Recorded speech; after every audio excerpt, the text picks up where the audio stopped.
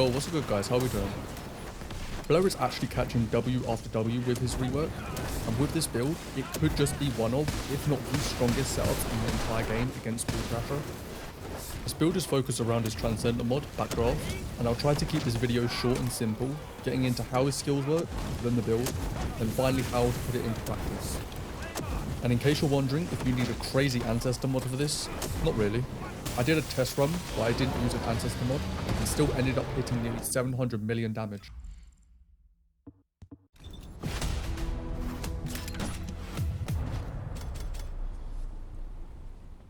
So what does Backdraft do for Blair's skills? Well, his first ability, Blaze Up, is very similar to all his other Transcendent mods, except this one creates additional flame zones for every 50% range you have. This is more suited for his mobbing build, and we won't be using it to deal too much damage. His second ability, Extinguish, retrieves all his placed blaze zones, recovering MP, granting firearm damage, weak point bonuses, and most importantly, granting additional damage from beam rifles. This ability is the fundamental of the build and outputs massive damage. His third ability, Burnt Taste, is his flamethrower, which is great for mobbing, but we won't be using this at all. Then for his fourth ability, Deadly Cuisine, it's the same as most of his other mods, throwing a giant fireball forward and creating blaze zones at the floor. But instead of creating the regular 3 blaze zones, it instead creates 6. Finally, for his passive, it grants up to 36% additive crit rate depending on how many blaze zones there are, as well as a 40% reload time modifier, a base firearm crit damage increase, and a base skill crit damage increase. Onto the builds, this is what I used. Cooldown isn't a worry for this build, as we'll try getting as much damage as possible. I used 2 duration mods for the blaze zones, linking to Blair's passive, skill extension and MP accelerant. You might be wondering, why not just use maximized duration? And that's because it has a negative 20% skill power modifier when equipped. Blair's second ability has a very low base skill power, so the more modifier, the better. Only 1 crit mod is needed to reach 100% crit rate, and instead of emergency measures, we'll use dimension integration as this outputs more damage. The trigger mod is very important as well. This is another fundamental part of the build which causes massive damage. Try getting a double gold roll if possible. The best way to farm this mod would be to use data chips in the bounty operations and using the trigger mod selection boxes.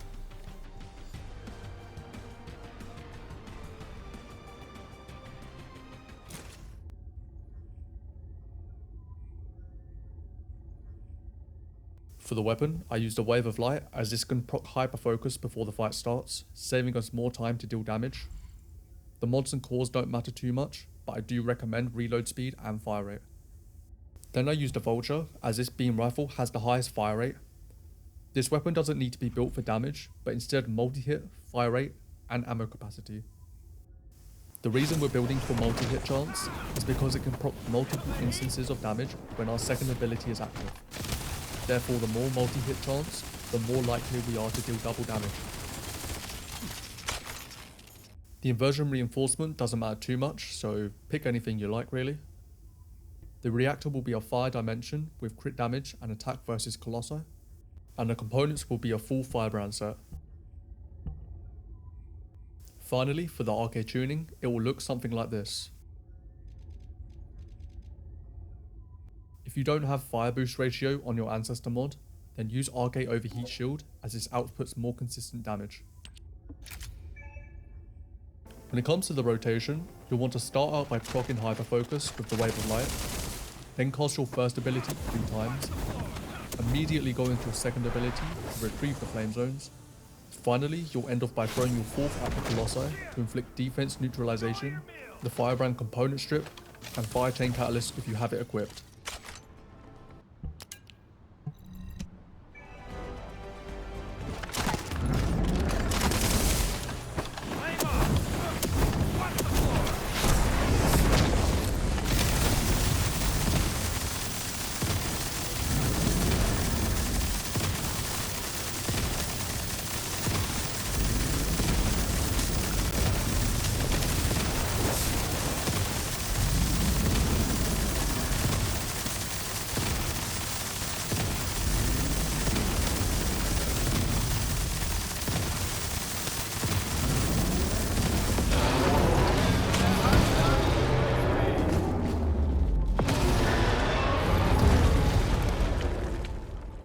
I would like to note, there is some kind of snapshotting issue with the first ability that when testing left me a bit confused.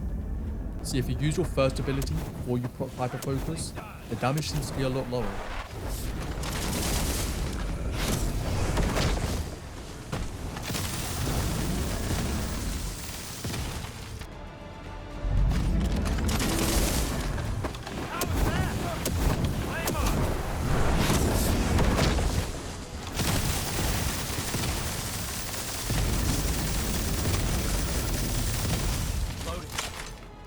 I'm not too sure if this is intentional, but for damage sake, proc hyper focus, then use your first ability. Some other things to know is that if you equip a third weapon that uses special ammo, your starting ammo for the Vulture will be a little bit lower.